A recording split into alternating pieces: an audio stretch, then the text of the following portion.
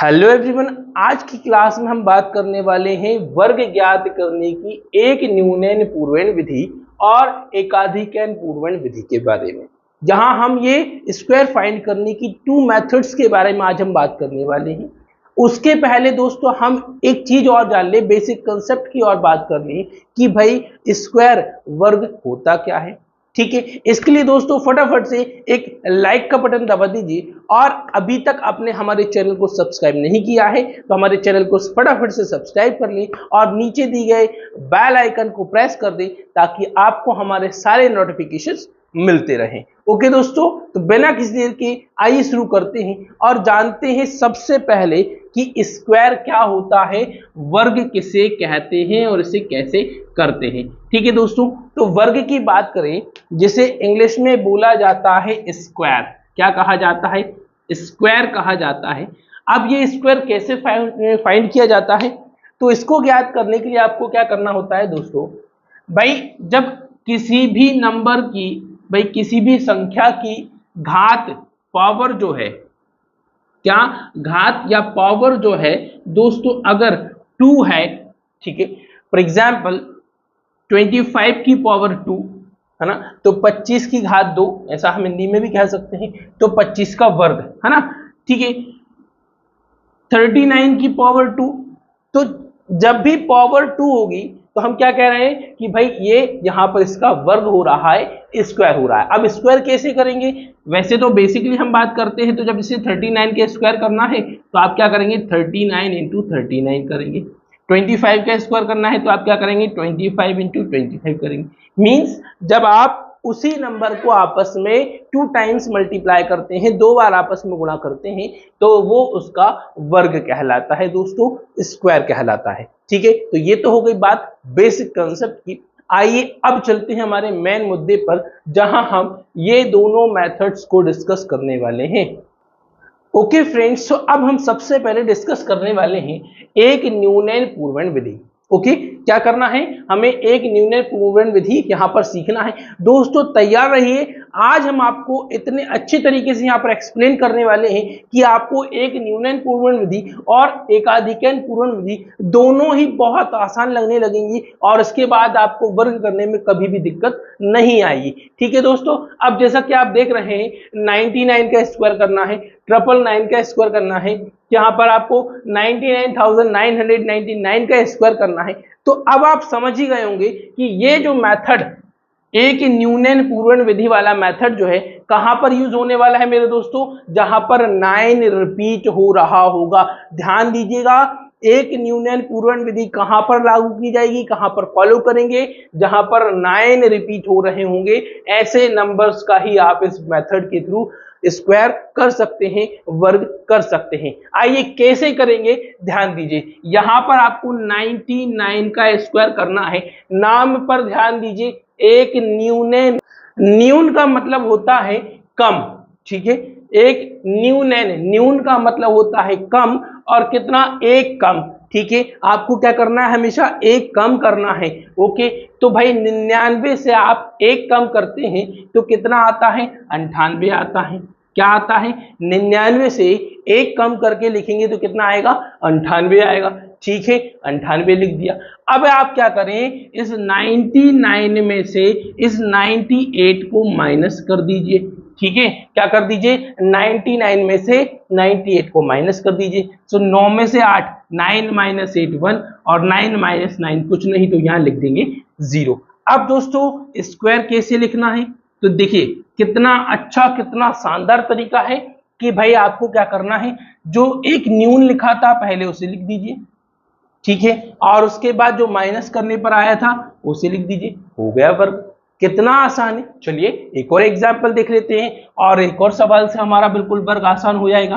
तो आपको 999 का स्क्वायर करना है। हमने क्या कहा, एक न्यूनन, एक न्यून मतलब एक कम करना है। क्या करना है, हमेशा आपको एक कम करके लिखना है। तो 999, 999 का एक कम कितना होगा, तो भाई 998 हो जाएगा। क्या हो जाएगा, 998 हो जाएगा, है ना। इससे एक कम करके लिख दिया। अब आप क्या करेंगे, उसके बाद जो एक कम करके लिखा गया है उसको 999 में से माइनस करेंगे। ठीक है, क्या करेंगे, हमेशा माइनस करेंगे। ओके, तो माइनस करिए। सो 9 माइनस 8 1, 9 माइनस 9 0, 9 माइनस 9 0। अब दोस्तों और कुछ भी नहीं करना है, सिर्फ आपको क्या करना है, सिंपल सा कंसेप्ट है कि आपको ये जो एक लेस आया था, ठीक है, वन लेस जो करके लिखा था, आपको पहले वो लिखना है और उसके बाद बाकी के जो हमने यहाँ पर माइनस करने पर आंसर आया था वो लिख देना है। बस आपका 999 का स्क्वायर आपको मिल गया है, या आपको आपका आंसर मिल गया है, हो गया ना स्क्वायर। ओके दोस्तों, तो ये दोनों ही क्वेश्चन देखने के बाद अब आपको समझ में आ गया है कि भाई जब 9 रिपीट हो रहा होगा तो उसका स्क्वायर कैसे करना है। तो दोस्तों अब फटाफट से मुझे आप इसका आंसर कमेंट करके बताइए कि भाई 99,999 का स्क्वायर क्या होगा। कमेंट जरूर करें और अपना आंसर हमें बताएं। तो दोस्तों आइए चलते हैं एकाधिकैन पूर्वण विधि की ओर। अब एकाधिकैन पूर्वण विधि को करने के लिए ध्यान दीजिए, सवाल पर फोकस करें। तो यहाँ देखें, आप 35 का स्क्वायर करना है, यहाँ 115 का स्क्वायर करना है, यहाँ 195 का स्क्वायर करना है।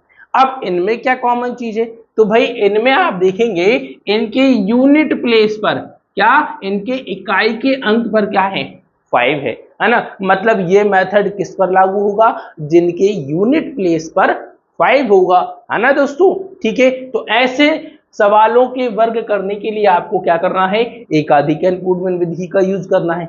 अब इसको कैसे करते हैं आइए समझते हैं। जैसे कि आपको 35 का स्क्वायर करना है, ठीक है, तो 35 का स्क्वायर करने के लिए आप क्या करेंगे, कुछ इस तरह से लिखें।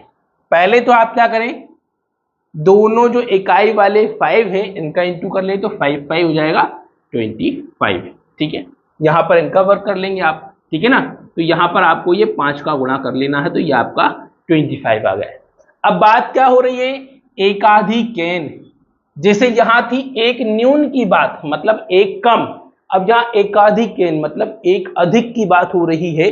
तो मतलब आपको क्या करना है, जो आपका टेंस प्लेस पर जो वैल्यू है, मतलब बाद वाला जो बचा हुआ, जो दहाई के स्थान पर जो भी अंक है उसका एक अधिक आपको लिखना है। तो भाई 3 का एक अधिक क्या होगा, 4 होगा। क्या होगा, 4 होगा, और उसको 3 से गुणा करना है, 4 तिया 12। तो दोस्तों ये आ गया आपका 35 का स्क्वायर 1225, 1225 इसका आंसर आ गया है। ठीक है ना दोस्तों। ओके, चलिए स्कोर देख लीजिए और क्लियर हो जाएगा। आपको क्या करना है, 115 का वर्ग करना है। ठीक है, तो कुछ इस प्रकार से लिखेंगे। हमने क्या कहा, पहले इकाई वाले दोनों 5 का आपस में गुणा करना है। ठीक है, वंस प्लेस पर जो दोनों 5 है उनका इंटू करना है। तो यहां आप लिख लिए 5 × 5 कितना हो जाएगा, 25 हो जाएगा। बात क्या हो रही है, एकाधिकैन, एक अधिक।